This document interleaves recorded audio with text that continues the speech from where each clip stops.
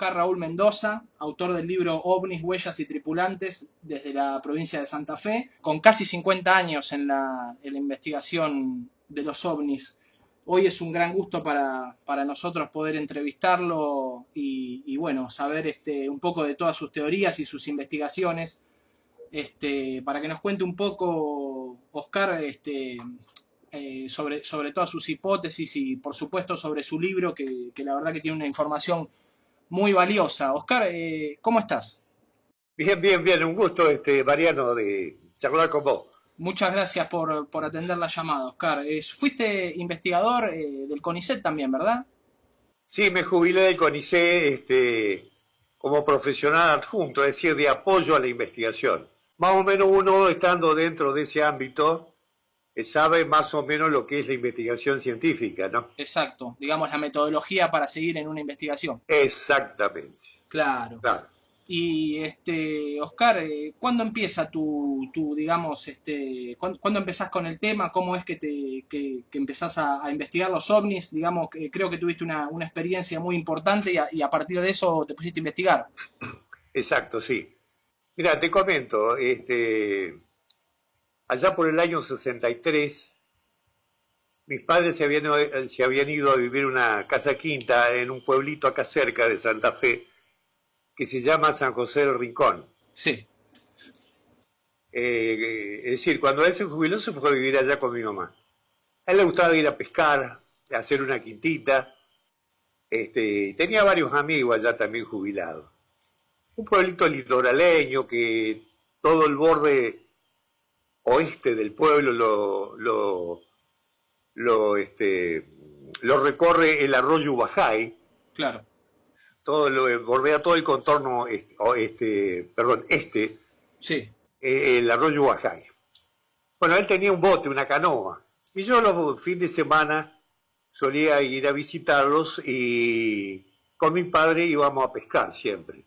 Y fue en el mes de septiembre de ese año 1963, yo tenía 20 años de edad, cuando me dice, ¿no sabe qué están diciendo? Me dice mi papá que el pique se está dando de noche. Ah, bueno, le digo, vamos a preparar unos sándwiches, claro, algo de tomar, llevamos el farol a querosén y nos vamos de día, digo, porque vamos allá a las Tres Bocas.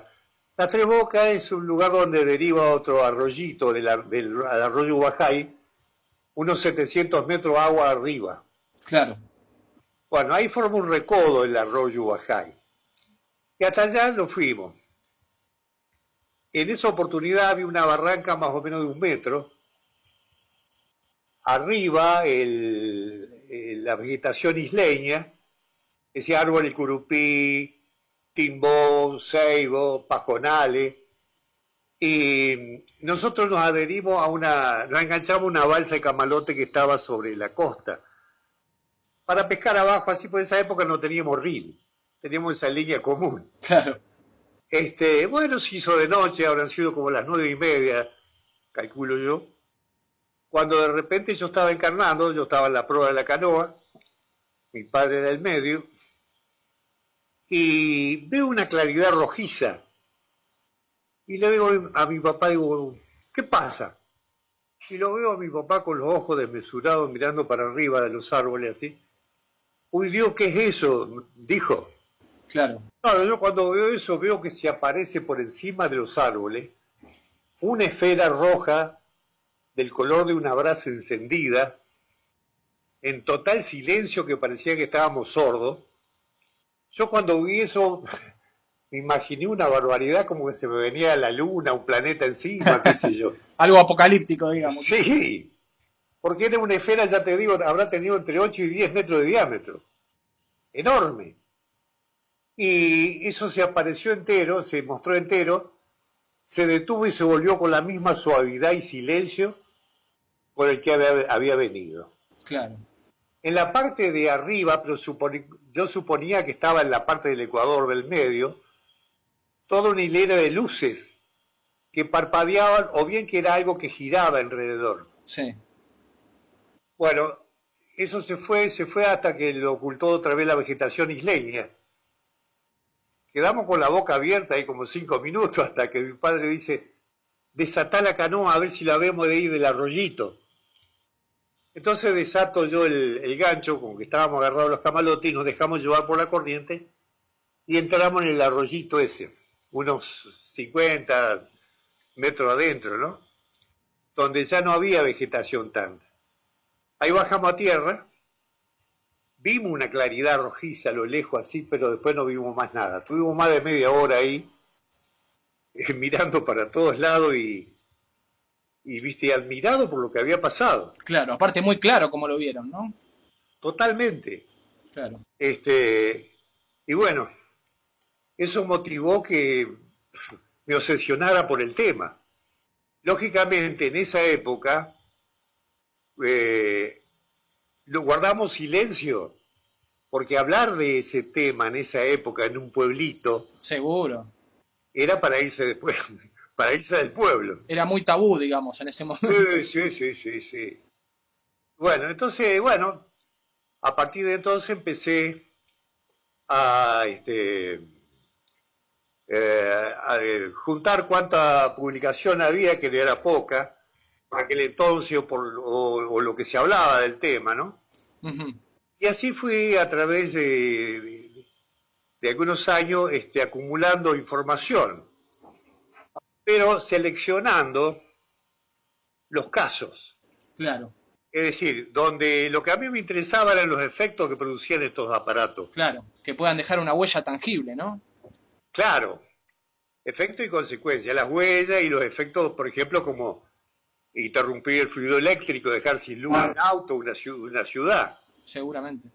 Bueno, desvían las brújulas, perturban las comunicaciones radiales y televisivas, calcinan rocas, funden metales, magnetizan metales ferromagnéticos, producen ozono.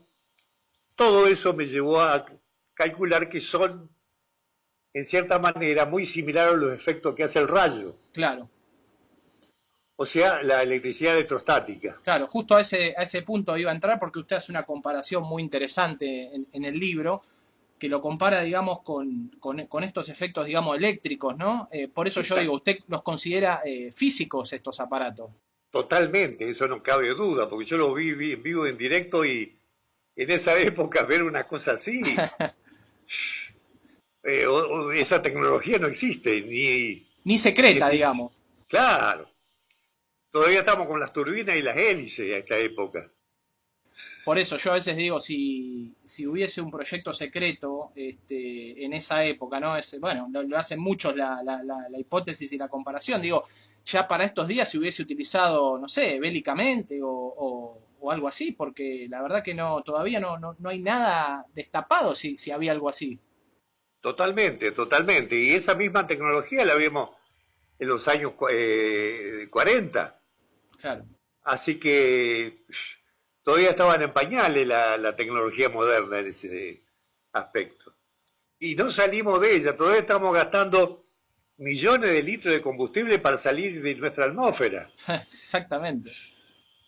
Entonces, claro, por eso digo de que tampoco eso que dicen de eh, la ingeniería inversa, Ajá. no han logrado nada.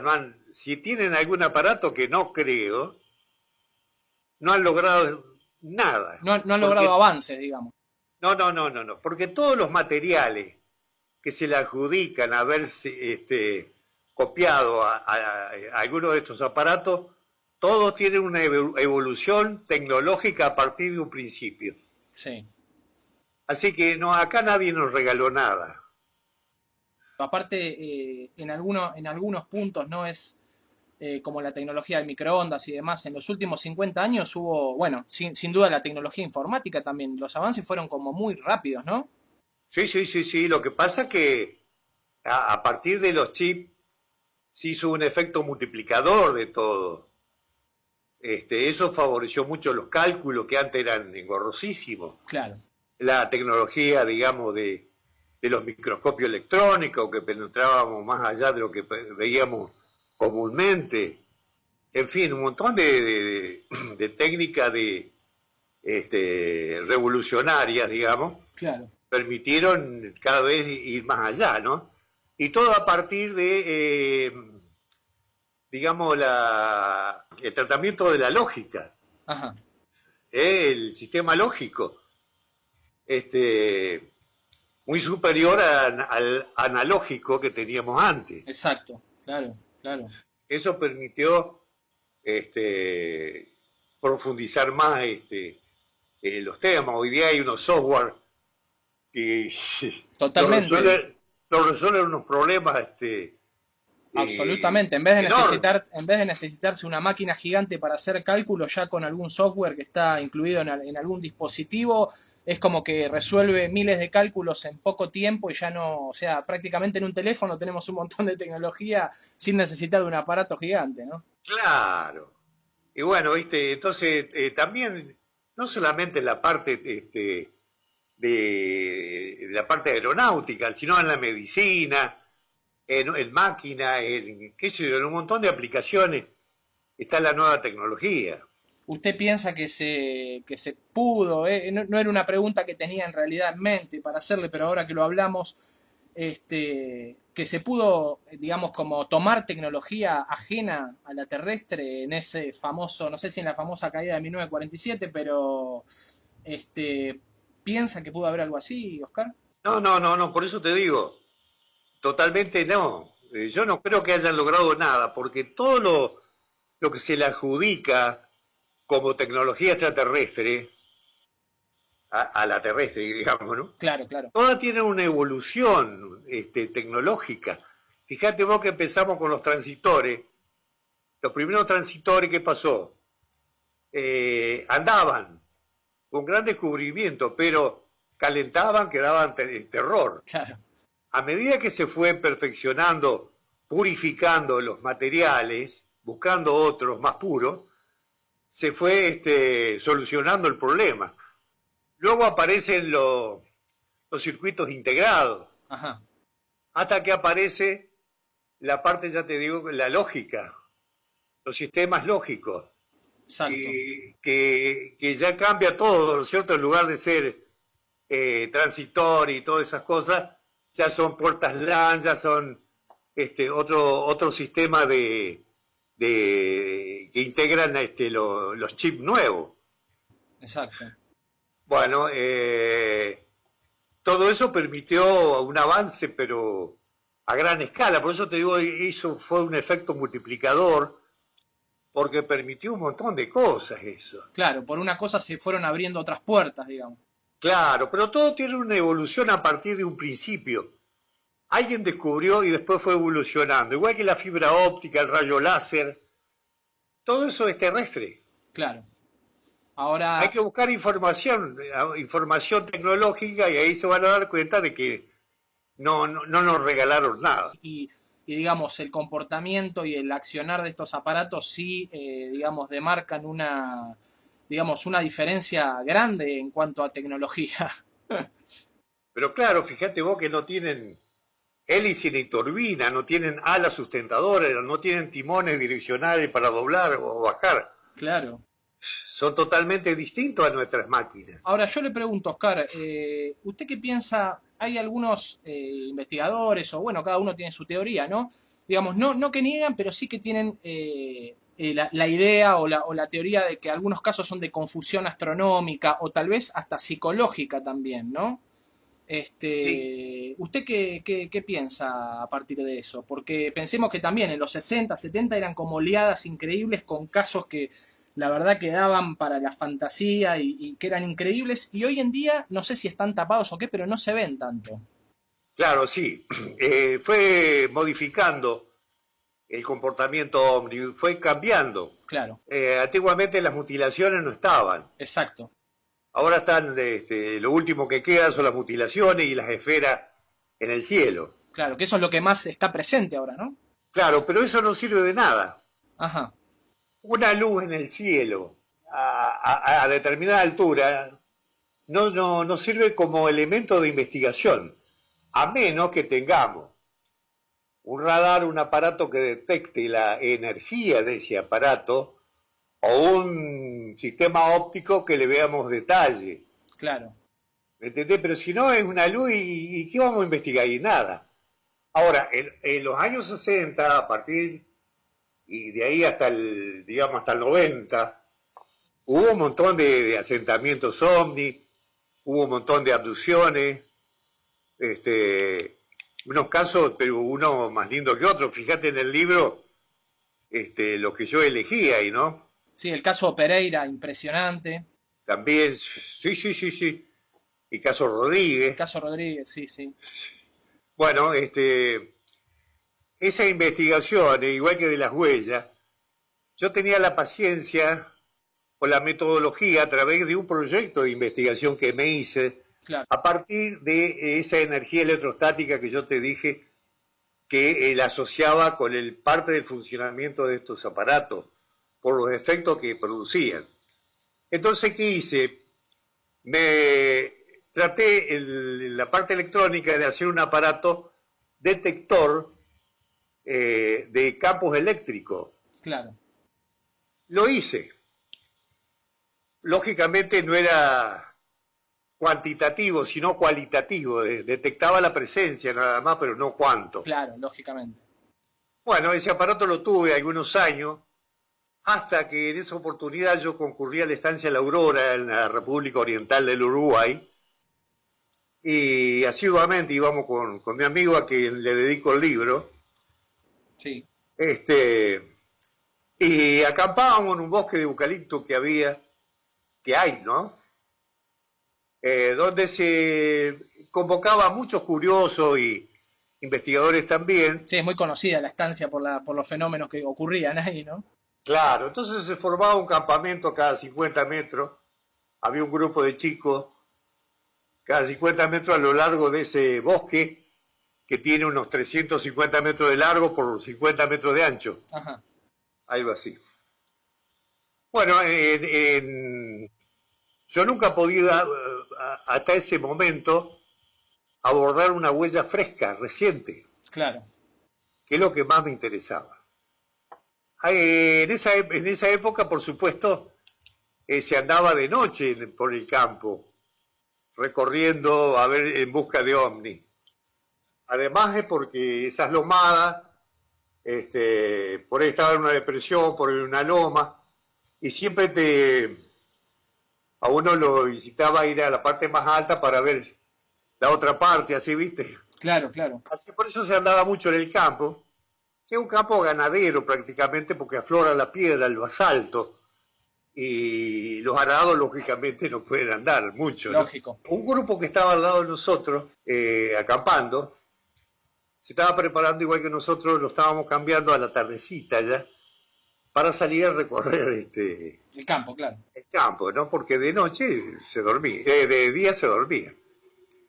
Y bueno, yo me estaba poniendo los bolsegos y viene un grupo de esos chicos corriendo. Se levantó un ovni allá en la punta del alambrado. Que yo ni los cordones me prendí. Agarré el aparatito y me fui con ellos porque vinieron a buscar la máquina de fotos. Yo lamentablemente por aquella época tenía una Intamatic Kodak. Claro. Bueno, que no salió nada. Bueno, estaba como a 500 metros de distancia. Llegamos ahí y efectivamente en el suelo tenía temperatura.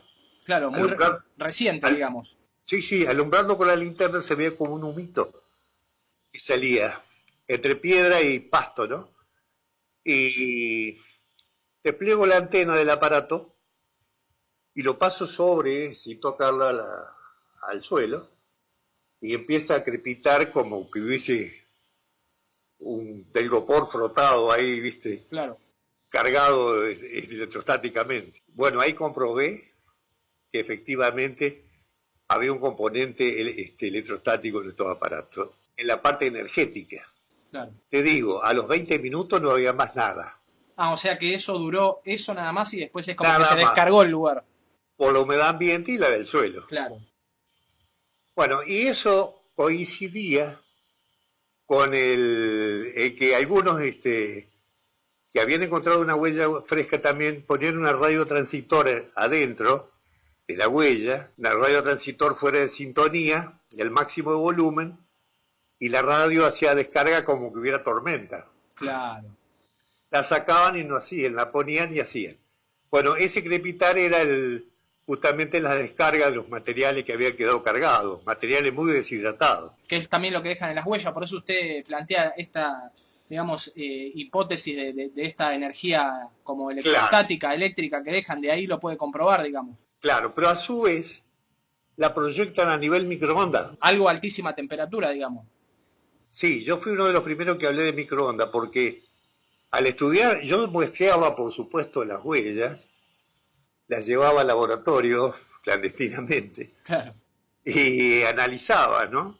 Claro, eso le iba a preguntar, ¿qué resultado le arrojaba, no?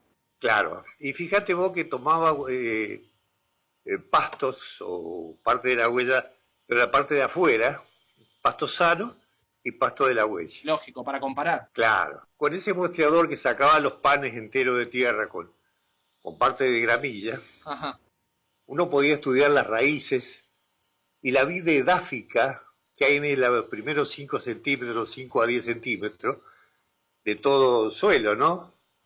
Donde están los lombricidos, los ácaros, en fin, microorganismos también, ¿no? Bueno. De la tierra, claro. Eso se estudia también. Y lógicamente empecé a ponerlo como en maceta después a esas plantas, tanto las plantas secas como las verdes. Claro. Y las fui cultivando así, digamos, y quería saber si retoñaban las plantas afectadas. Algunas retoñaron y sufrían enanismo. Claro. Bueno, después las sometí a distintos procesos para que mueran. Es decir, acercándole una plancha de hierro al rojo. Claro.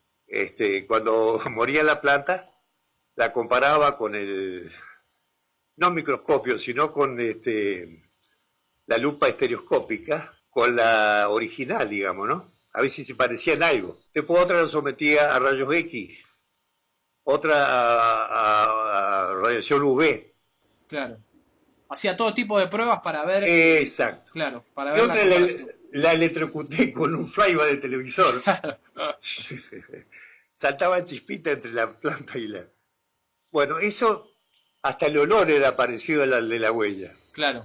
En esa época, la directora justamente del instituto tenía un microondas, un horno, uno de los primeros que habían aparecido acá en Santa Fe. Y bueno, le pedí permiso, qué sé yo, y bueno, accedió. Y la cociné en el horno microondas. Mirá, era tal cual la de la huella. Claro, y en ese momento que el microondas, digamos, no se usaba, usted pudo comprobar ahí, pudo probar que, digamos, el resultado era similar a lo de esta huella. Muy similar. Y después vengo a encontrar una huella, también en la Aurora, que estaba la marca en el suelo y arriba estaba atravesada por una línea de alambrado de campo. Claro. Pero el alambre de arriba estaba fundido, toda como perlita. Claro, por eso no se pueden meter metales en el microondas, justamente. Claro, y por eso fundió lo de arriba y abajo lo deshidrató, nada más no quemó el pasto. Claro. Bueno, y así seguí, viste, estudiando todo. Inclusive, fíjate vos que hasta Estados Unidos tiene un sistema para disolver manifestaciones, creo que en el libro está, sí, que es una pantalla que emite microondas, está arriba de un jeep. Sí, lo vi perfectamente, que algunos soldados justamente se sometieron a la prueba, ¿no? Claro. Que no es para matar, sino para darles como un ataque de calor en la piel y demás. Claro, si no te va, te empieza a hervir el agua, la sangre. Claro. Que justamente se relaciona con un caso de un camionero que usted estudió también. Exacto, exactamente. Que le funde los anteojos y demás cosas. El cuchillo se lo pone al rojo vivo, le calentó la cabina del camión. Impresionante ese caso. La caliente, claro. Bueno, y hay varios casos de eso. Por eso yo pongo lo que yo digo y pongo casos donde se da eso que yo digo. Claro, que es muy similar, ¿no? A estos efectos que ahora, bueno, el ser humano, como estábamos diciendo antes, llegó a esas tecnologías, pero bueno, en épocas ya remotas, o sea, se veía que esto también lo producían. Claro. Y bueno, y respecto al ovni, fíjate vos que, de acuerdo a la huella, yo sostuve, digamos, porque hay dos tipos de huella, una que es un área circular toda rellena de pasto seco, y la otra es un anillo. Según Fabio Serpa hay más de 100 modelos distintos de nave, Ajá. y cierto, Ujú. y bueno, cada una está diseñada para lo que va a ser. Sí, sí, por eso yo justamente leía en el libro que es algo que me pareció impresionante, porque yo no, por lo menos yo no lo había visto esa teoría en otro lugar, que es que se relaciona con la sustentación, digamos, de estas naves o de estos Claro, objetos, que, bueno, si usted lo puede explicar mejor, digamos, por la claro. ionización de la Tierra negativa, ¿no? Sí, lo que ellos han logrado es que la Tierra, el campo eléctrico de la Tierra la repela. Claro, Repela la proyección energética. desde los bordes, ¿no? De la nave. Claro, ellos tienen proyectores en los bordes perimetrales inferiores que proyectan energía hacia abajo, ¿no? De acuerdo a la intensidad suben o bajan. Exacto. Pero esa polaridad repulsora también inversamente a la polaridad hay otra en el centro que en lugar de ser repelida absorbe, atrae. Con eso levantan camiones, autos, personas, agua. Claro. ¿Mm? Ese es el famoso haz de luz, ¿no? Que a veces muchos testigos lo pudieron ver. Sí, también es, aunque a veces no se ve el haz de luz, Claro, pero también proyectan un haz de luz. Pero te quiero decir que mientras está apoyada la nave por esa energía repulsora de los proyectores, por el centro, contrariamente, con otra polaridad pueden levantar cosas, auto, personas, qué sé.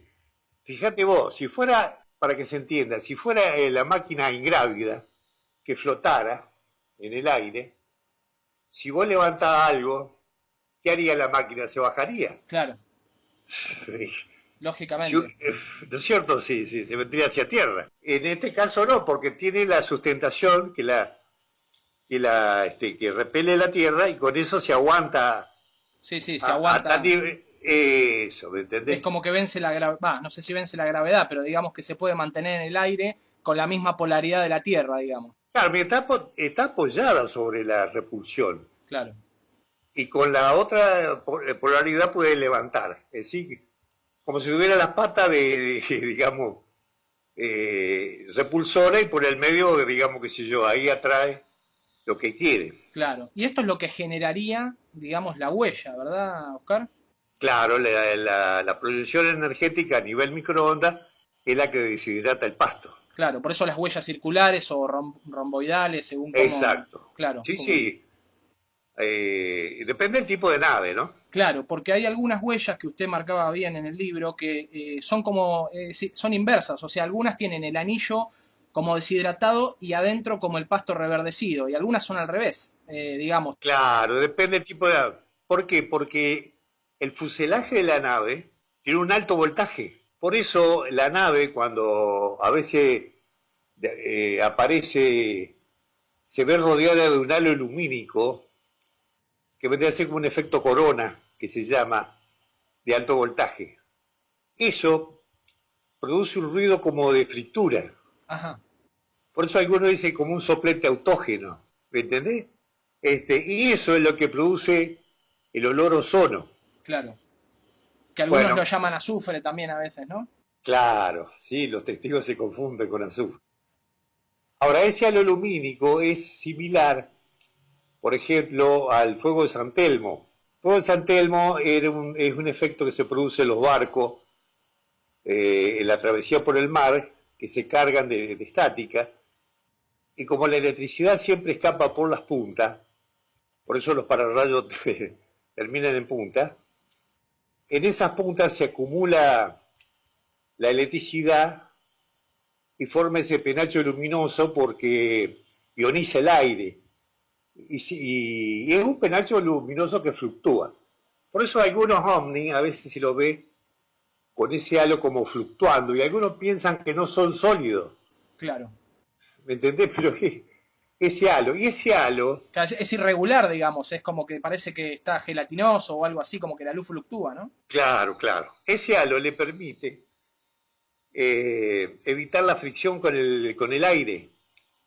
Por eso cuando pasan rápido no hay boom supersónico. Claro, es excelente esa. Yo lo había leído y era una de las cosas que quería que explique, porque también usted dice que, bueno, y muchos testigos obviamente, ¿no? Que cuando se meten al agua es como que no salpican. No salpican tampoco. Claro, es como que generan como un escudo protector de la fricción. Exactamente, es un escudo. Claro, Y bueno, y después para la propulsión utilizan porque tienen todos propulsores todo alrededor el OVNI. Para propulsarse utilizan un sector nomás de todo el círculo, digamos, por decir así, ¿no? por eso decía que no tienen ni izquierda ni derecha. Claro, cuando quieren doblar, cuando quieren frenar, ponen los opuestos y se pueden detener en el aire instantáneamente. Cuando quieren doblar, activan los de la derecha o los de la izquierda, depende, ¿viste? Claro. Entonces, eso reemplaza los timones direccionales. Por eso no tienen timón para doblar. Bueno, Es como que cargan partículas, ¿no? De aire y demás. claro, y la expulsan como un acelerador de partículas. Claro, Más el componente de repulsor de la Tierra, que es como una resultante, ¿no? Bueno, después, lógicamente, si este aparato va a 1000 kilómetros por hora, supongamos, y se frena de golpe, ¿qué pasa con lo que van adentro? claro. Si no se deshacen, no sé cómo hacen. Claro, Claro, fíjate vos que estos aparatos son circulares la mayoría, o pueden ser de otra forma, pero el recinto interior circular. Entonces, en la electrostática, dos polaridades iguales se repelen, el signo contrario se atraen. claro, Supongamos que en el interior de la nave, que es circular, las paredes son positivas, y vos en el centro estás sentado y cargado con la electricidad positiva. Si vos te acercás a la pared te va a repeler, claro, lógicamente.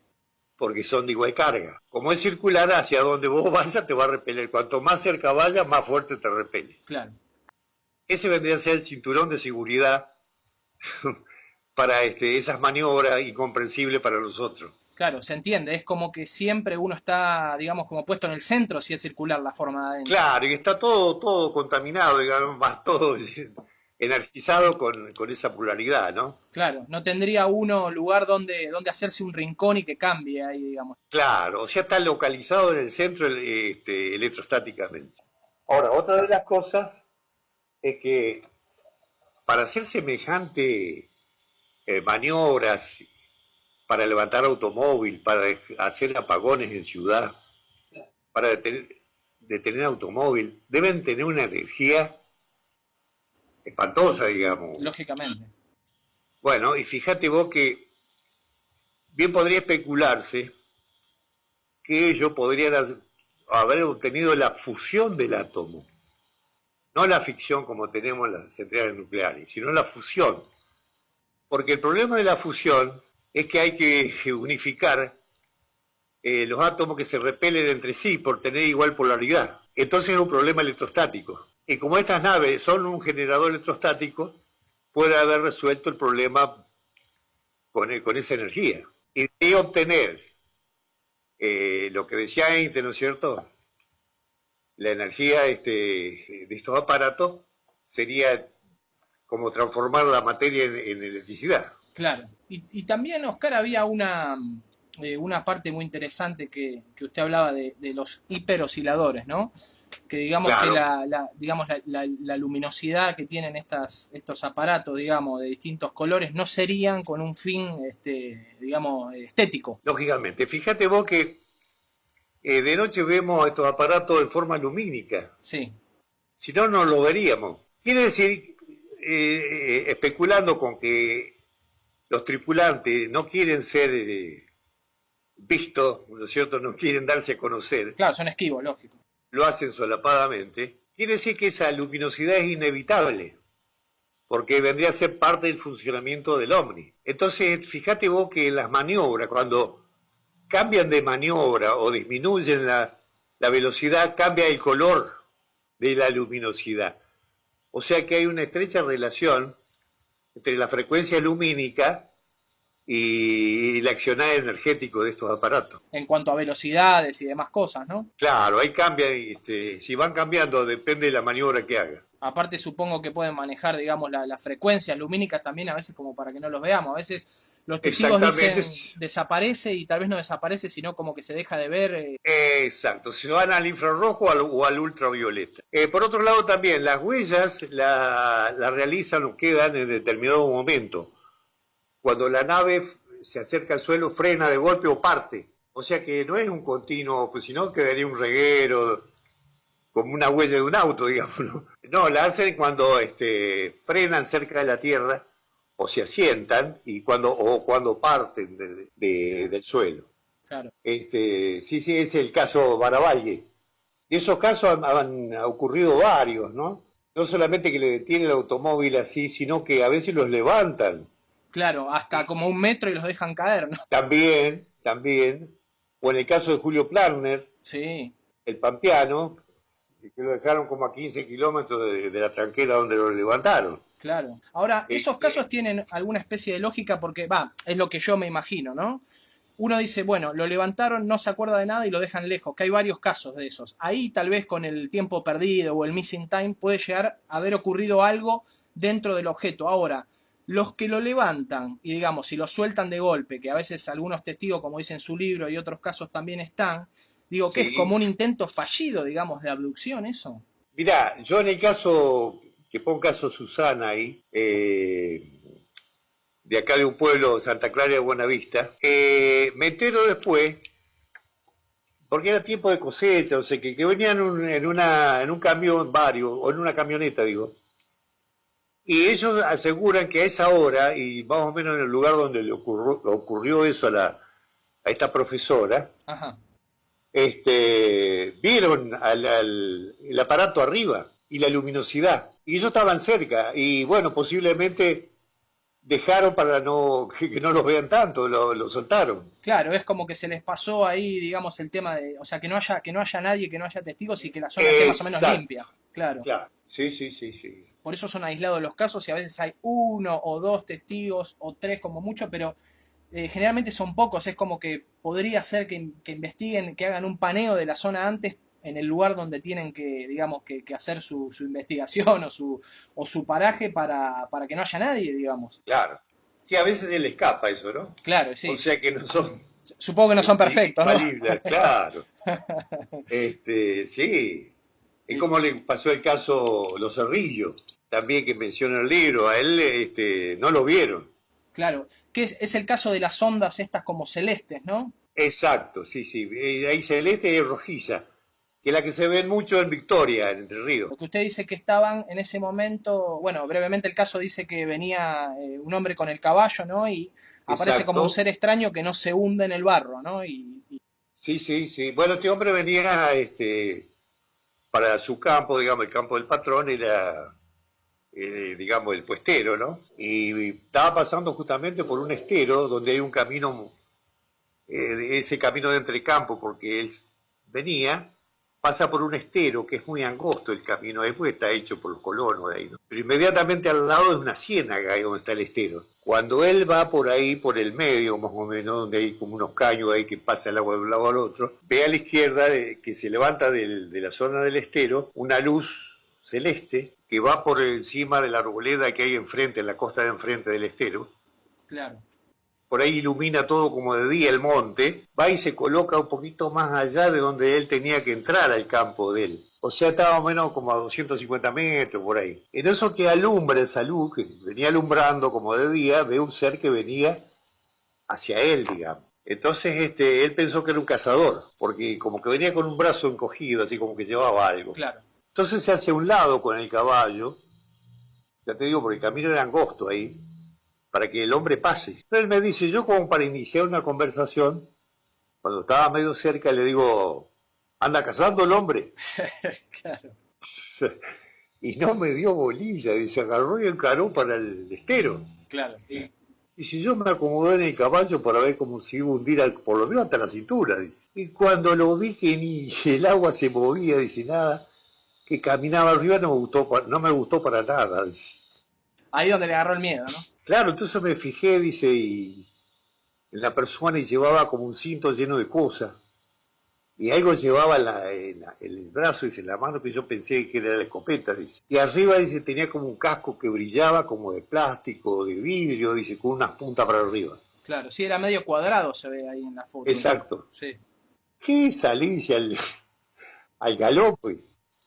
Y en eso que salgo, eso se levantan otra vez del mismo lugar donde habían salido esa luz, del estero, con 4 o 5 luces de eso, que venían, dice, haciendo un ruido como si fueran 1000 enjambres de abejas. Claro. Un ruido ese que lo tuve como una semana en la cabeza. Y vinieron y como que se juntaron con la otra que estaba allá parada, dice. Y yo le pregunto, pero se agrandó la otra, No, quedó así, es como que llegaron y se apagaron. Y bueno, yo seguí galopando y mirando para abajo, porque me encandilaba la luz. Y ya te digo, estaba a 250 metros la entrada del campo. Y siempre la luz adelante, y cuando me di cuenta el camino doblaba. Claro. Hay reacciones, dice, ya me pasé. Se pasó como más de 3 kilómetros de donde tenía que entrar. Y era una persona que conocía absolutamente el lugar. Pero lógico, hacía años que estaba ahí. O sea que la luz esa lo fue llevando. Claro. Con caballo y todo, porque era el medio que lo iba a sacar del lugar. Estas luces era como que no lo atendían a él, sino más bien a este ser que iba caminando. Era como que estaban ahí con ese ser. Sí, estas luces vinieron a ver qué hacía este tipo, porque estaban como un vigilante ahí para hacerle jaque mate cualquier cosa que hacía. Claro. Y lo fueron llevando del teatro de operaciones de estas luces, que estaban operando ahí en el estero. Lo fueron alejando, porque las luces no sabían dónde vivía este tipo. Ya te digo, se fue como 3 kilómetros más adelante. Claro, es como que le hicieron una movida de despiste, digamos, una cosa así. Claro. Y él pensó que la luz iba a seguir la trayectoria. Entonces se vuelve. Cuando mira para atrás, la ve a la luz que lo venía siguiendo. Claro. Empezó a galopar. Y dice, bueno, me voy a venir al paso nomás, porque voy a cansar el caballo, y si no, me voy a llegar a mi casa, así que si me tiene que agarrar, que me agarre, decía. Y bueno, llegó a la tranquera ahí, el caballo solo se metió adentro. Claro.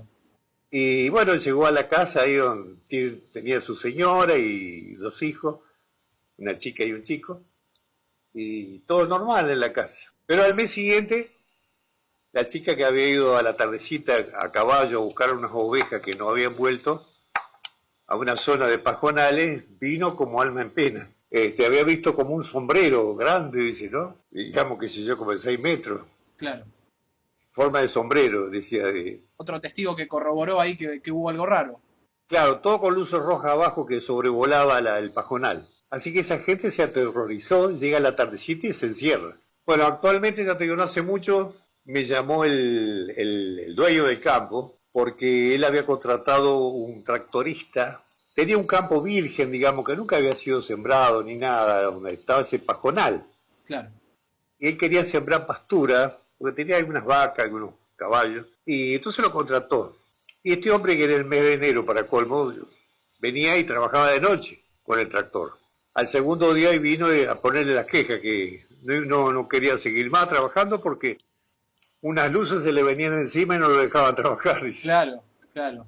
Se ve que en ciertos lugares no hay como una especie de algo que ellos buscan, porque, por ejemplo, en Victoria, yo me acuerdo hace mucho tiempo, vi algunos videos, era como que estas luces se juntaban, se hacían una, se separaban, iban para abajo de la famosa esta laguna del pescado. ¿Sí? Y en ciertas oportunidades, o sea, cuando uno se acercaba, fueron hostiles, digamos. Sí. Sí, con los pescadores fundamentalmente. Yo estuve hablando con muchos de ellos en oportunidades que estaban haciendo unos trámites todo ahí en prefectura, como pescadores, ¿no? Para los carnés. Ajá.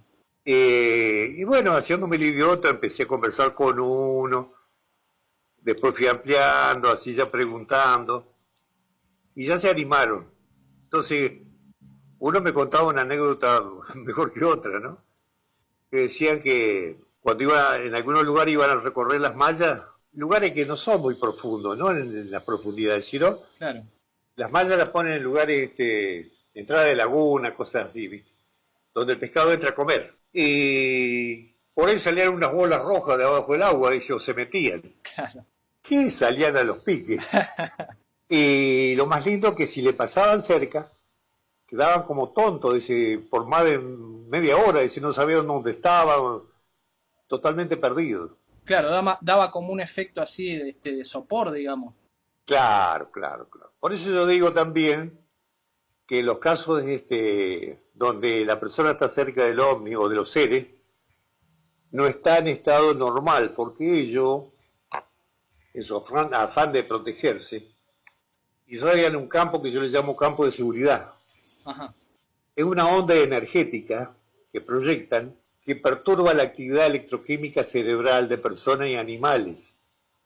Por eso los perros bravos de campo quedan apichonados con el rabo entre las patas, Exacto. van a quedar en un estado aletargado, somnoliento. Claro, se asustan, a veces no se quieren acercar a la zona, ¿no? También, pero las personas quedan como tontas. Claro. Me Y bueno, recuerda el caso de la Aurora, que usted también nombra, que es como que cuando estaban los militares, o sea, es como que también despiden como una especie de haces de luz o rayos o algo así que tiran sí, los bueno, árboles. la misma fuerza sustentadora de la nave la pueden proyectar desde otros proyectores, que es la que empuja, o sea que la que en tierra es la que lo sostiene al ovni, lo está empujando para arriba para que no caiga. Entonces, eso apuntándole a los árboles y apoyada sobre los repulsores, proyecta esa misma energía y empujan a los árboles, eso en la aurora, y los tumban con raíz todo. Y lo más curioso que yo estuve estudiando bastante ahí en el lugar, y los árboles están caídos hacia otro lado, están en el medio de la plantación, Ujú. por un lado, y están tumbados hacia otro lado, donde no coincide con la inclinación normal que tienen todos por los vientos de la zona. Aparte, sacar de raíz un árbol de esos, me imagino que, o varios, para cualquier cristiano, me parece que no debe ser muy fácil tampoco. Claro, no, tiene un poder bárbaro. Por eso. Y ahora, una cosa muy interesante también, Oscar, es el tema, porque yo siempre me preguntaba, digo, ¿por qué a veces las huellas son en forma de herradura? Y usted tiene una explicación que está muy buena sobre eso, que es que tiene que ver con la inclinación, ¿no?, de estos repulsores. Claro, los propulsores, digamos, perimetrales de abajo del OVNI, están sectorizados. Digamos que son en el borde, para que la gente entienda, digamos, es como Sí, el borde circular, la digamos, parte inferior. la parte inferior, claro. Bueno, están sectorizados, o sea, por sectores. Si la nave se inclina para la derecha, vamos a suponer, apagan lo de la izquierda Claro, y le dan a lo de la derecha para nivelar. O sea que eso es para nivelar la nave. Por ejemplo, si se va a sentar, si viene en forma inclinada, tiene que nivelarse para que no caiga de un solo lado, ¿viste? No caiga inclinada la nave, no se asiente inclinada. claro. Entonces apagan esos proyectores del otro lado, entonces la huella en lugar de ser un círculo queda una herradura, porque ese sector no estuvo activado en los proyectores. Claro, y eso según con la fuerza que lo hagan también, porque, digamos, a veces me imagino que deben tener distinta intensidad también las huellas. Sí, depende de la altura, Claro. o si se asentó. Y a veces también queda como un polvillo, ¿no? O blanco, negro. Sí, generalmente cuando la nave está muy cerca del suelo, lo que pasa es que se forma como entre no me acuerdo cómo se llaman los estómagos o algo así, donde transfiere el aire, las hojas de las plantas. Bueno, ahí hay una parte de silicio o algo así. Bueno, eso lo transforma la energía en ese polvillo. También en la Tierra a veces produce alteraciones de los componentes de la Tierra, ¿no? Por la energía misma, y si hay cosas que están en el lugar y la transforman en otra, Claro, la desintegra, ¿viste? O las transforma energéticamente en vapores o las volatiliza. claro.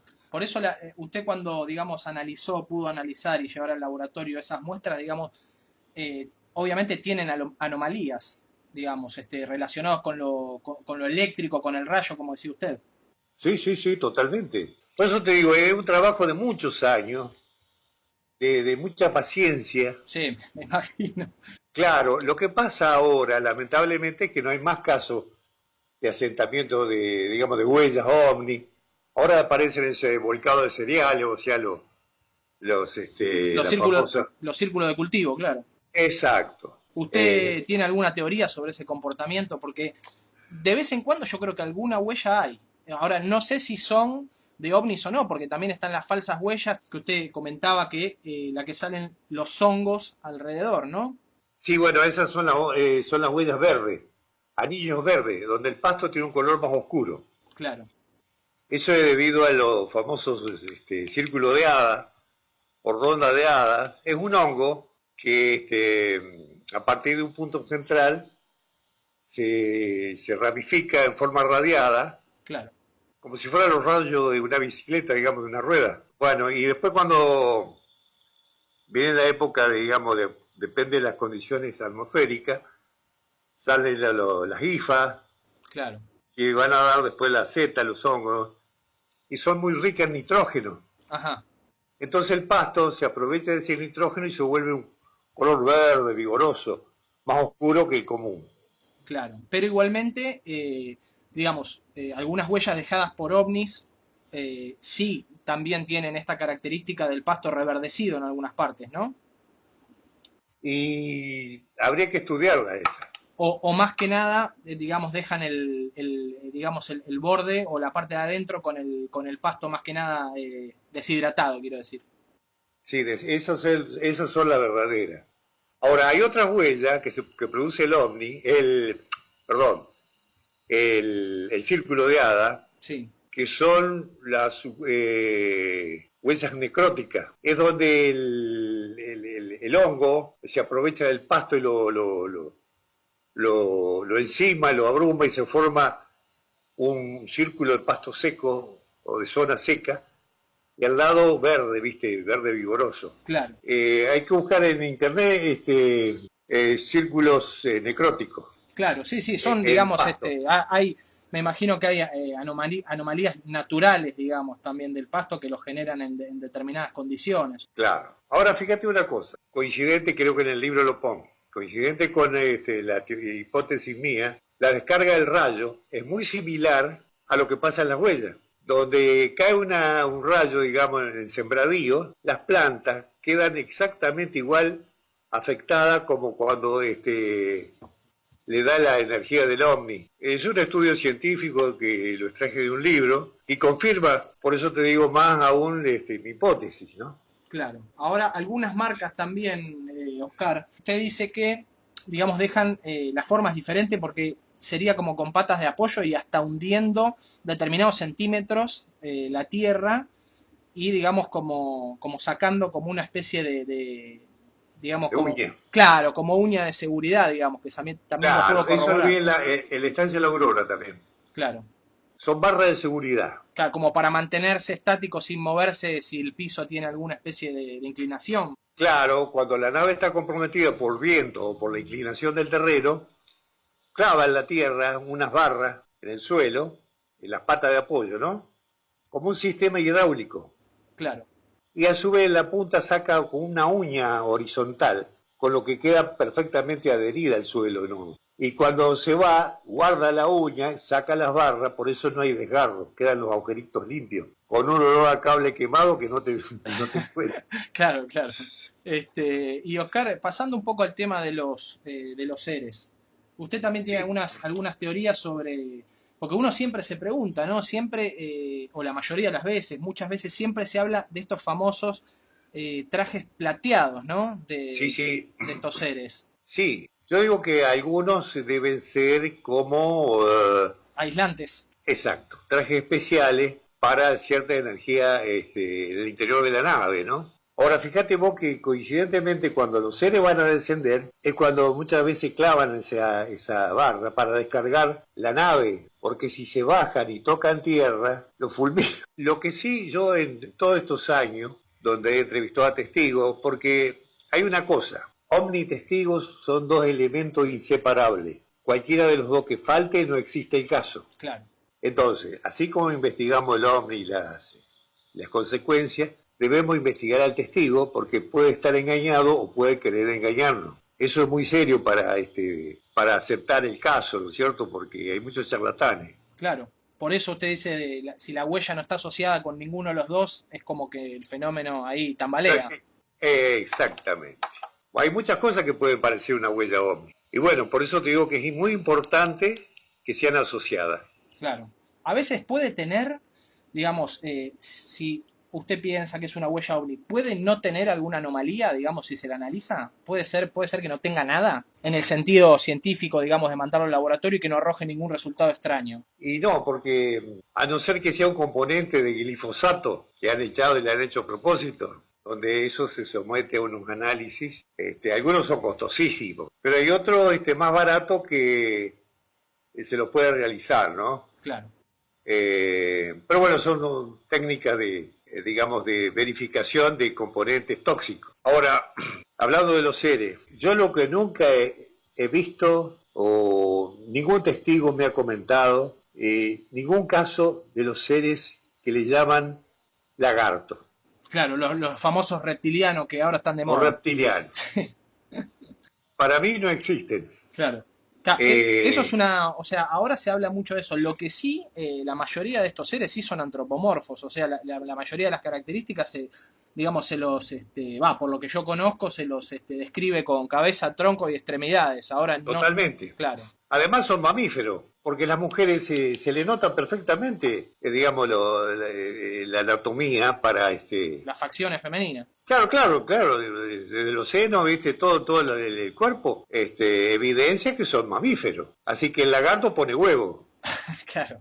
Además me parece muy difícil, qué sé yo, como ser inteligente, como ser, igual que eso que lo ponen en las películas ahora con garra. ¿Qué puede hacer una persona con garra, con la electrónica, con el aparato? Claro, no tendría manera de poder manipular algunas cosas. Nada, es un monstruo.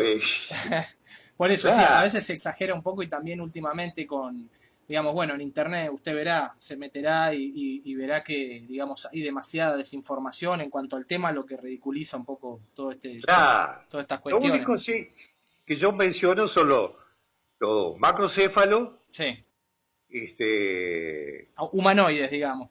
humanoides. Sí, seres que tienen la cabeza un poco más grande que nosotros, bastante. Con un cuerpo de un chico, algunos pueden ser un chico de 8 años, de 7 años. Claro. Es muy interesante, que yo también lo vi en su libro y no, se conocen muchos casos de que a veces parece que estos seres, cuando descienden, es como que levitarían o andarían al ras del suelo sin caminar, ¿no? Exacto. Bueno, eso es lo que hizo este hombre ahí en los cerrillos.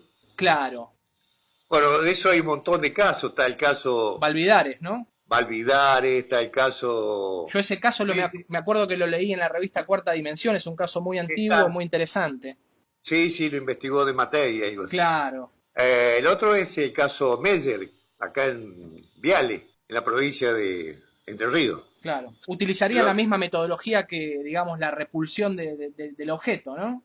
claro, como si fuera, qué sé yo, una energía que lo podían, como pila, digamos, ¿no? Que la podrían utilizar en forma individual. Claro, sí, sí, sí, como esa repulsión de la cual podrían deslizarse, digamos, yo me lo comparo a veces ridículamente, ¿no? Pero no sé si se acuerda de la película Volver al Futuro, que tiene como un skate que va en el aire, Sí, digamos. también, sí. Exacto. Bueno, de eso hay muchos casos, así que se desplazan sin tocar el suelo. Claro. Después usted nombra una parte que yo no la recuerdo bien, que es como que a veces los seres parecen desaparecer antes de ingresar a la nave. Sí, ¿Por qué sería eso? en mi especulación, vos fijate en el caso Valdidares nomás, que hay una energía, viste, que se le nota en la... él dice, el hombre de campo, dice, como que le aparecen bandas luminosas en la camisa, Claro, como si fueran camisas de fútbol o de rugby, que van cambiando así las bandas y desaparecen en un santiamén en la nave. claro. Por eso Sí, convengamos que, digamos, esto, todo lo que, las teorías que tiene usted, más allá, son de más de 40 años de investigación, y lógicamente con muchos testigos que describen básicamente lo mismo. sí. Eso en cuanto a los seres, sí. Sí, después está el caso de, por ejemplo, los famosos telepatía. Es justo lo que le estaba por preguntar, no quería que se me pase eso porque me gustaría, perdón, me gustaría saber qué opinión tiene acerca de eso, porque muchos testigos manifiestan, digamos, esta comunicación, bueno, algunos manifiestan también que hacen como un sonido ininteligible, pero hay muchos que dicen, no, me habló en la mente y demás. ¿Qué opina al respecto, Oscar? Claro. Mira, para mí la telepatía sí existe, pero es una idea, es una imagen que se transmite, una actitud, determinada actitud Claro, para la persona, sí, pero nunca un texto con puntos y comas, ¿viste? Como si fuera que estuviéramos hablando nosotros ahora. exacto, sino una idea más que nada, ¿no? Exacto. Sí, Lo que sí, a mí me llamó la atención que algunos decían que la voz le salía del traje, otros me decían de un aparato que tenía en la mano. Bueno, otros decían que hablaban como si fuera una radio mal sintonizada, claro, claro, sí, con, sí, como una interferencia, ¿no? con chillido. Claro. ¿Vos te acordás de Spot? Sí, sí, sí, claro. La Sí, oreja sí, de Spot. Bueno, hay muchos de estos seres que tienen una oreja parecida. claro, el viaje a las estrellas, sí, sí. Están dispuestas como para la recepción ultrasónica, como los murciélagos. O sea que usted dice que podría, que sería también parte de la tecnología eso, o sea que podrían tener una tecnología para realizar esta comunicación. Claro, pero no todos los seres hablan por, como hay distintas razas, esta raza de la telepatía, supuestamente que dicen, hablarían por sistema de ultrasonido. Lo que hace el aparatito es un transductor que convierte las ondas o la voz de ultrasonido en sonidos audibles para nosotros. Claro, Inclusive puede estar programado, como ahí lo tenemos ahora ya casi, al idioma que tengamos. Actualmente hay software que transforman inmediatamente al idioma. claro, sí, sí, totalmente.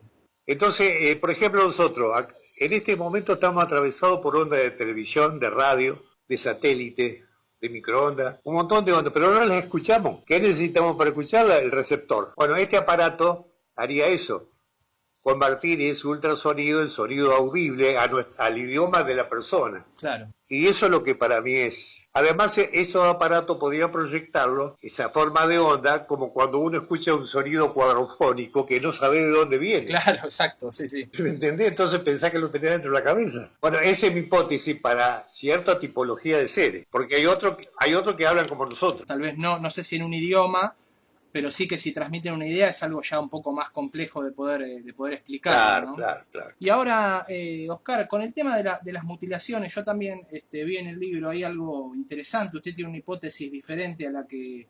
Porque todos dicen, bueno, las características son siempre las mismas, ¿no? Digamos como que la vaca o el ganado, lo que sea, aparece siempre con el tema de la mandíbula mutilada, el globo ocular y todo con perfectos cortes, sin ninguna... O sea, las características son siempre similares, pero siempre o aparecen colgadas de un árbol y demás, y siempre decimos por qué, ¿no? Claro. Usted hace alusión a que extraerían algo como para protegerse. Mirá, yo lo que pienso, en primer lugar, en Estados Unidos en la década del 70 hubo más de 10.000 mutilaciones y no llegaron los científicos a ninguna conclusión de los responsables. Después sucedió en Puerto Rico y en otros lugares. A partir del 2002-2003 acá empezaron la mutilación en gran escala. No sé los miles que llevamos. Y todavía sigue habiendo Y, mutilaciones, ¿eh? exacto. Y nadie lo pudo pescar infragante a los responsables. ¿Por qué? Porque ellos siempre ocurren de noche la mayoría. Claro, Y noche sin luna. O apenas un cuarto creciente o cuarto menguante. Pero jamás en luna llena. Y en épocas invernales, la mayoría. claro, Entonces ellos de determinada altura saben hasta los insectos que hay en ese sector. Entonces descienden porque están seguros de que no hay ningún curioso humano. Por eso no se lo puede pescar. ¿Y qué harían? Bueno, elegirían a lo mejor, por alguna razón, el ganado que van a mutilar. Porque, por ejemplo, de un lote de 200 animales de un campo, toman uno o dos, a lo sumo tres. Después se van a lo mejor 100 kilómetros más adelante o 200 y toman otros 2, 3 de un lote de 500 animales. O sea que son selectivos. Lo que hacen es, a lo mejor previamente le inoculan con algo, eso no sé. Pero lo que sí, que bajan a la noche, lo choquean, no lo matan, lo levantan con el haz con el que levantan los autos, claro. lo llevan a bordo. Ya la nave está equipada para eso. Lo llevan a bordo. Ahí a bordo le extraen la sangre vivo para que fluya y no coagule. Una vez que le sacan toda la sangre, proceden a mutilar, o sea, cortar las partes que a ellos les interesa, agregándole otra para confundirnos a nosotros. Entonces después lo devuelven y lo tiran en cualquier lugar, lo depositan más o menos en algún lugar. A veces se equivocan, lo ponen en un campo vecino, Claro. a veces cae adentro de un tanque australiano o arriba de un árbol, o una vaca mirando al cielo con la guampa clavada en el suelo. Y bueno, y se van. Por eso en los lugares donde se las encuentra mutiladas, no hay ningún líquido, ni sangre. Vos imaginate vos, sacarle la ubre entera a una vaca, donde tiene unas venas como una manguera, digamos, Tendría que ser una carnicería, claro. el escándalo de líquido en el suelo. Sí, sí. Igual que la lengua, calculás a cortarle la lengua, sería un borbollón de sangre eso. Y no hay sangre. Exacto. Entonces, por eso digo yo de que le sacan previamente la sangre, luego la mutilan, después la tiran. Eso es lo que yo especulo. Ahora, ¿para qué? No sé.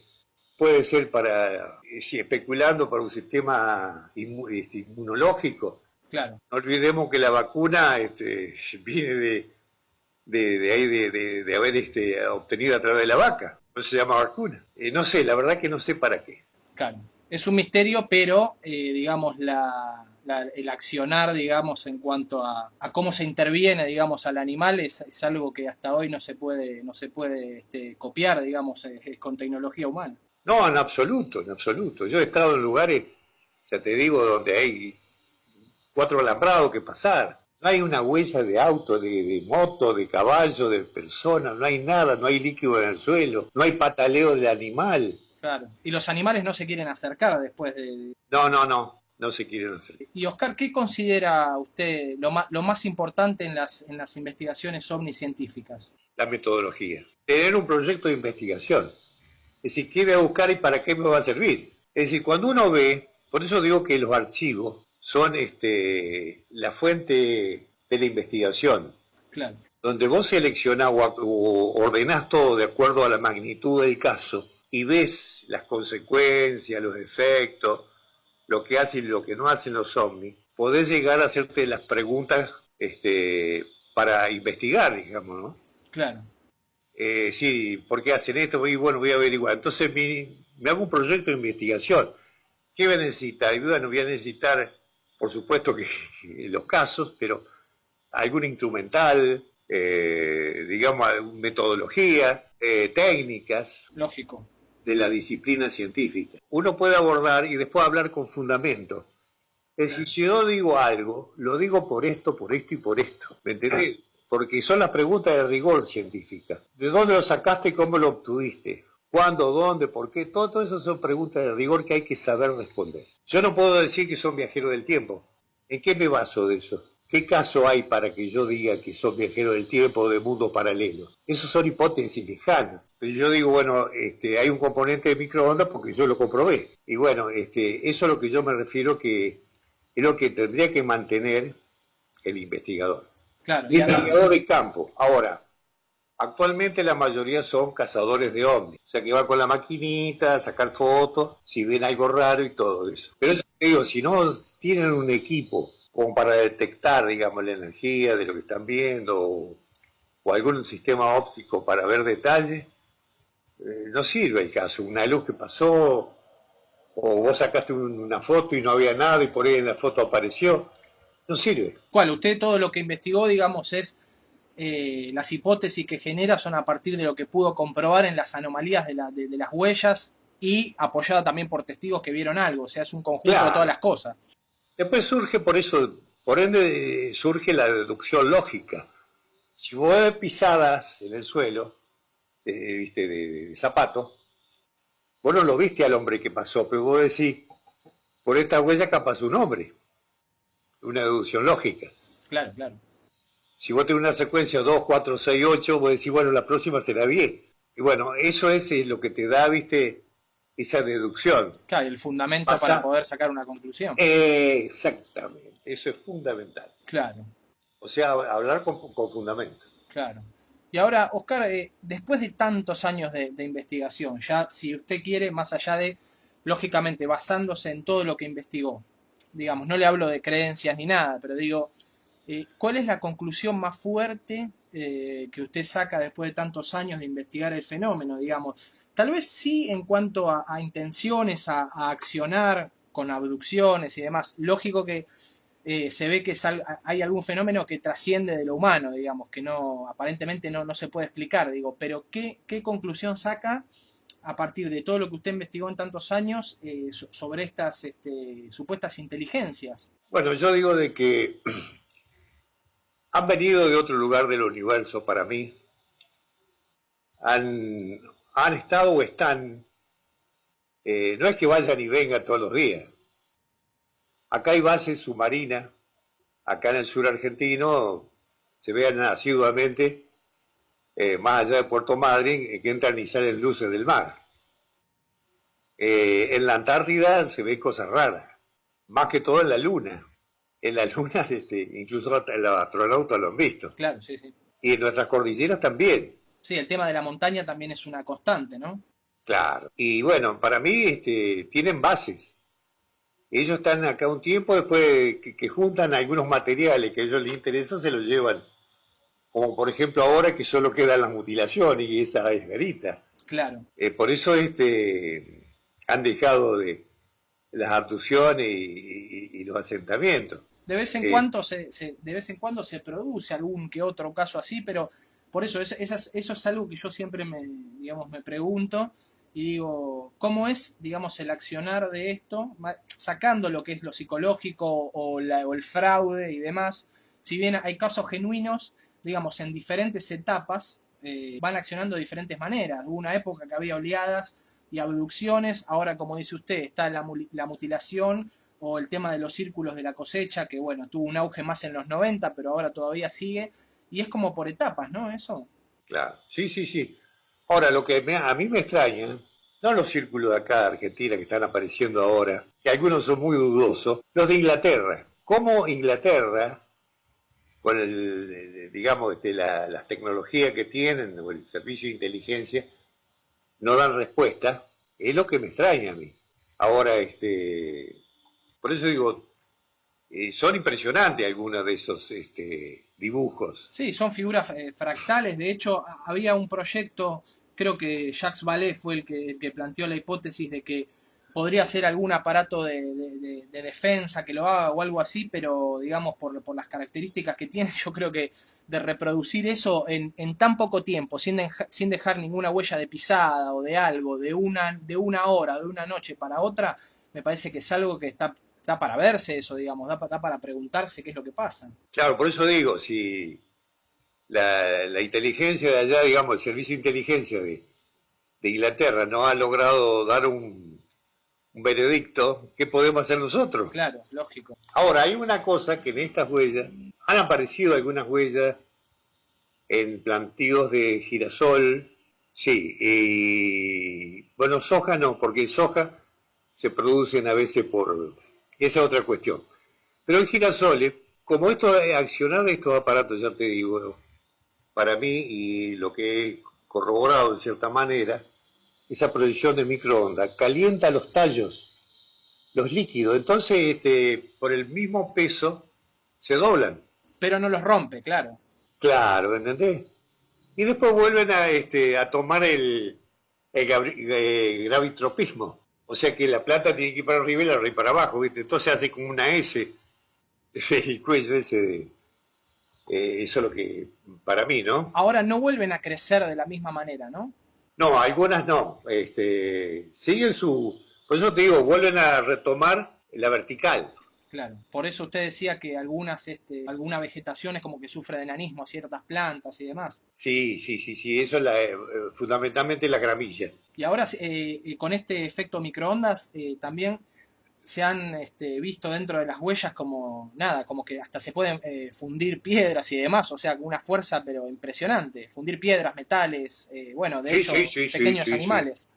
Sí, sí, sí. Y bueno, en la huella, por ejemplo, de soja, es para la risa, ¿no? Porque algunos investigadores van a sacar muestras, porque aparece un círculo o una zona seca en el tratamiento de soja y la llevan al laboratorio a analizar. ¿Dónde van? Y van a la facultad de agronomía o algún ingeniero agrónomo a consultarlo. Claro. Pero yo digo, ¿por qué el dueño nos llama a la facultad o al INTA Porque al final cae el trabajo del investigador, en este caso intermediario, que saca una muestra y se la lleva y el resultado lo da la facultad o el ingeniero o el laboratorio.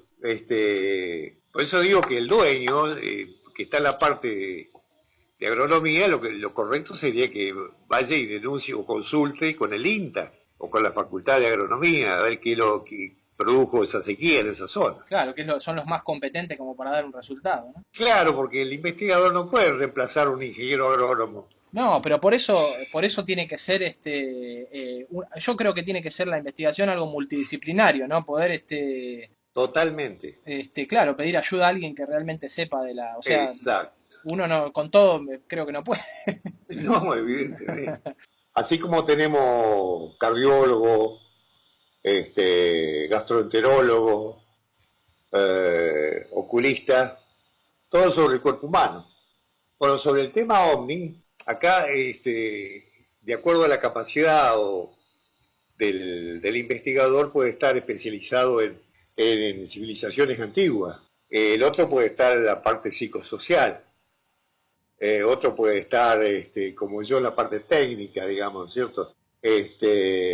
Otro puede estar en la base de datos. Claro. Y todo es importante, ¿no?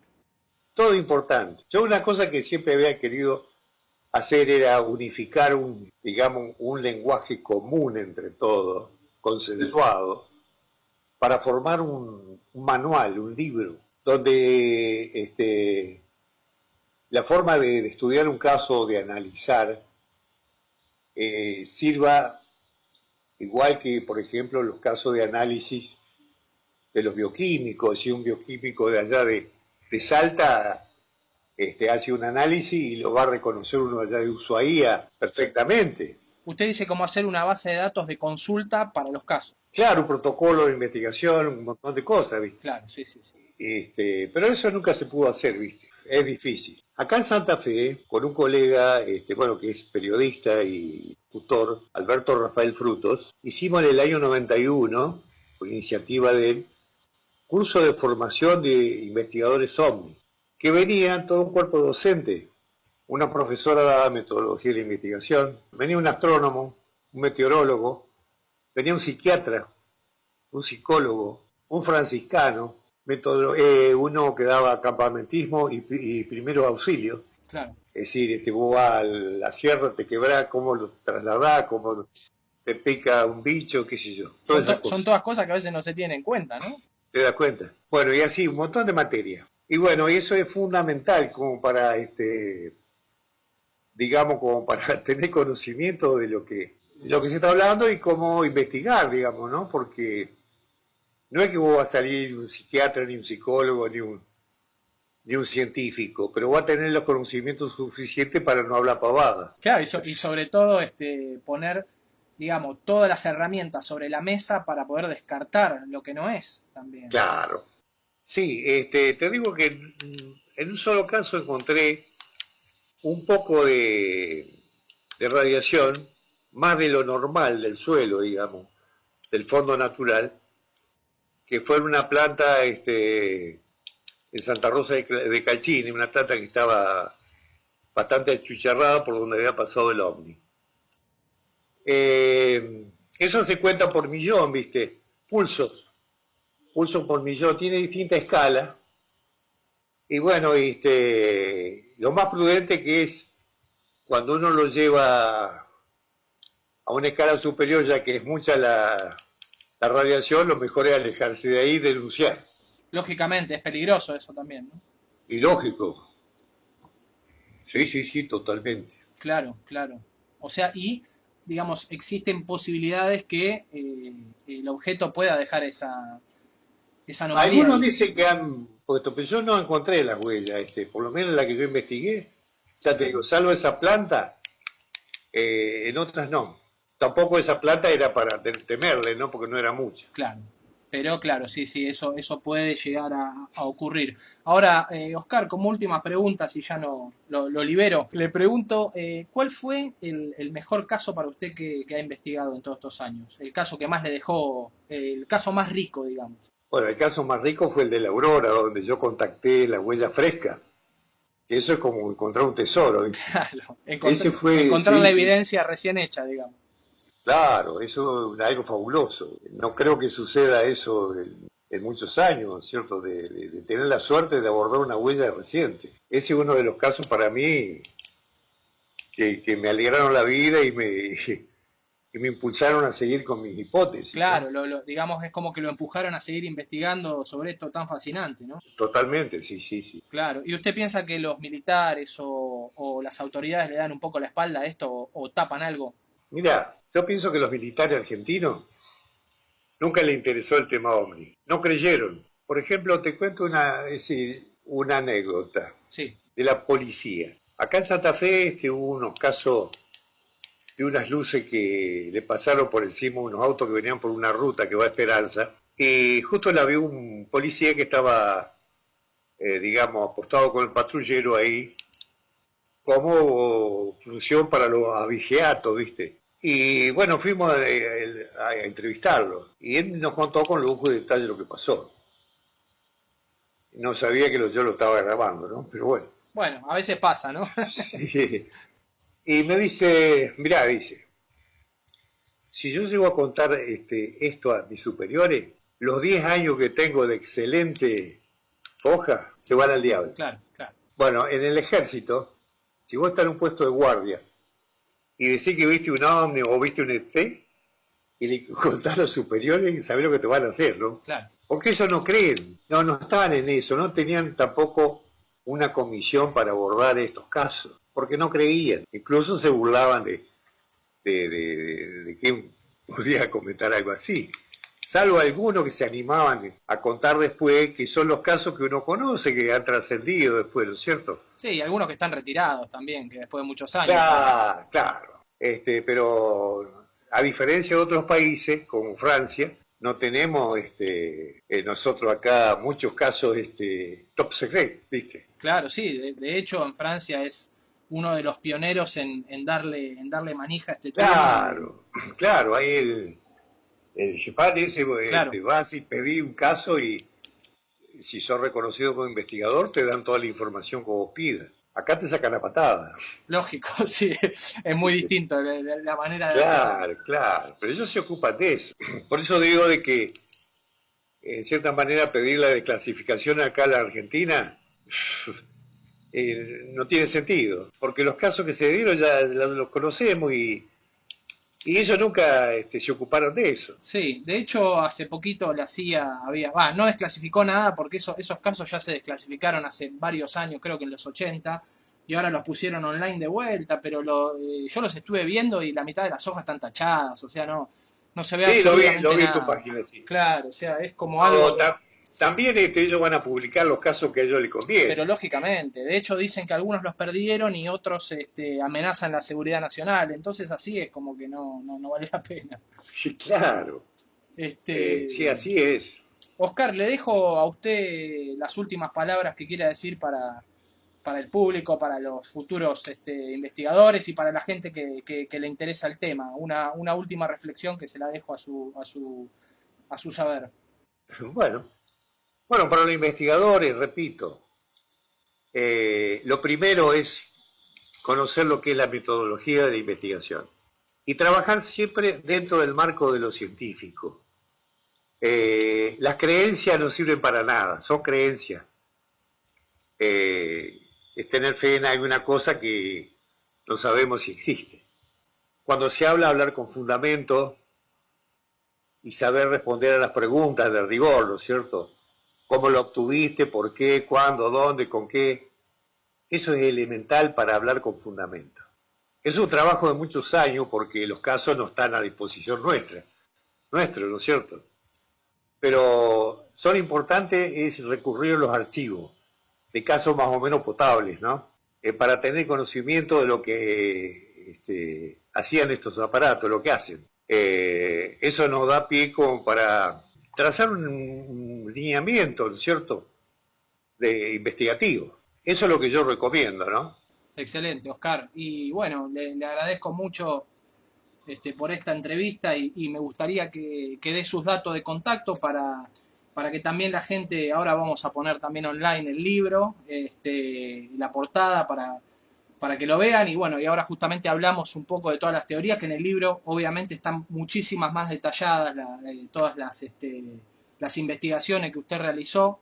Y bueno, si quiere dar su email para que lo contacten y digamos sus medios de contacto para que la gente pueda ver su trabajo. Sí, cómo no. Bueno, mi mail es Oscar Raúl Mendoza, o sea, las dos R, de Oscar y de Raúl, van las dos R. Oscar Raúl Mendoza, @gmail.com. El otro mail, puede ser oscarovni, @yahoo.com.ar. Perfecto, esto lo vamos a poner y también que tiene un blog. Exactamente. Vamos a poner todos los datos en disposición de la gente para que conozca su trabajo, que me parece muy importante. Y bueno, yo como, como lector había leído muchas cosas, pero había algo que había, digamos, muchas cuestiones que me preguntaba, y la verdad que fue muy esclarecedor en su libro, y sobre todo con la seriedad que lo maneja. Me parece excelente su trabajo, Oscar. También están en el Café Bueno, Ufológico, ¿no? En Santa Fe. sí, estamos acá, ahora reiniciamos en marzo. Estamos en recesión hasta el segundo miércoles del mes de marzo. Perfecto, perfecto. Ahí ya queda también hecha la aclaración para la gente que esté interesada, que lo puede contactar. Sí, Así por supuesto. que, bueno, Oscar, le agradezco mucho nuevamente por esta entrevista, y pronto la subiremos a internet para que la gente la pueda escuchar. Será un gusto. Muchísimas gracias, Oscar, muy amable. Gracias a vos, Mariano, y éxito en tu web. Muy bien, muchas gracias, Oscar, muy amable. Bueno, un abrazo. Un abrazo grande.